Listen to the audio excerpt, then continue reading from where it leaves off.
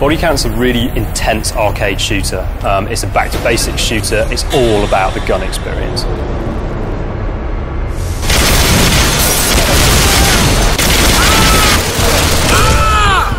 I'm Bodycount's game director. That means I'm responsible for the vision.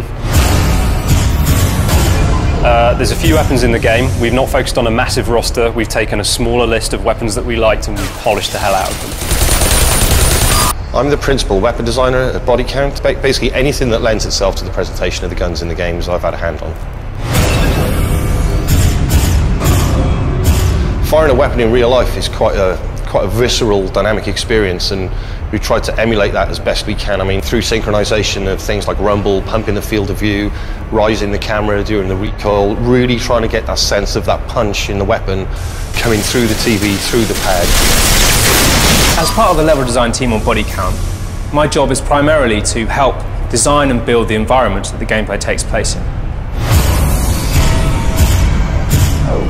For me as a designer, it's quite an important thing for the player to feel like they have a choice. And so, yeah, the weapons are big, they're very strong, pretty angry, and there's quite a lot of nuance in them. So we're really trying to get the player to understand them and, you know, come to find their favourites. My favourite weapon in there would probably be the shotgun.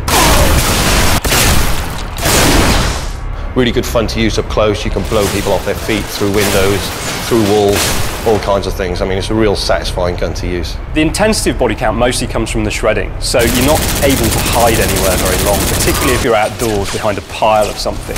What you'll find is that as the bullets start flying, you actually take a lot of fire through cover, and that keeps you moving. So the cover lean mechanic in Bodycount is our attempt to introduce a non-sticky cover system for an FPS. So you grab the left trigger, it routes you to the spot in a semi-iron sight mode, but then you've got full range of movement on both the analog sticks that allows all that pivoting and weaving about.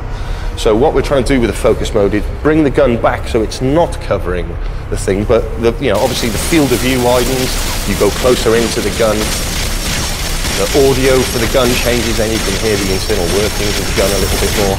You know, the impression we wanted to get was you getting on top of the gun, and then when you fire the gun, it's obviously very wild, but in the way we handle the recoil and everything, we get hold of the gun and we tame the beast and start to bring it back down. Explosions, VFX, all of that stuff, very, very important to the game. So if a bullet hits something, if a grenade goes off, we want you to feel that the world has been impacted, and part of that is having big, meaty explosions and tons of stuff flying everywhere. But if an explosion goes off in a dark place, it's obviously a brand new light source. So in reality, your eyes would struggle to, accept that light in, so everything kind of blooms out essentially. And we've kind of simulated things like that in the game as well, even down to the muzzle flashes. My favourite weapon is actually one of the ones we've invented for the target, who are the bad guys in the game.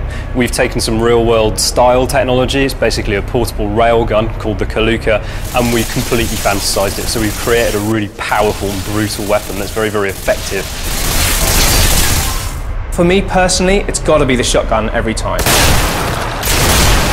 It forms two roles. Firstly, it's brilliant for shredding, especially in multiplayer. It's really useful for getting through those walls quickly. But also, if you've got an enemy between you and that wall, you'll blow them straight through. You know, we've definitely done something that is different to everything else out there. It's dynamic, it's fun. FPS fans are going to enjoy Bodycount because it actually feels impactful to fire a weapon. We spent a lot of time crafting that and making it feel really, really violent. What we're trying to do is just make it all just crazy over the top.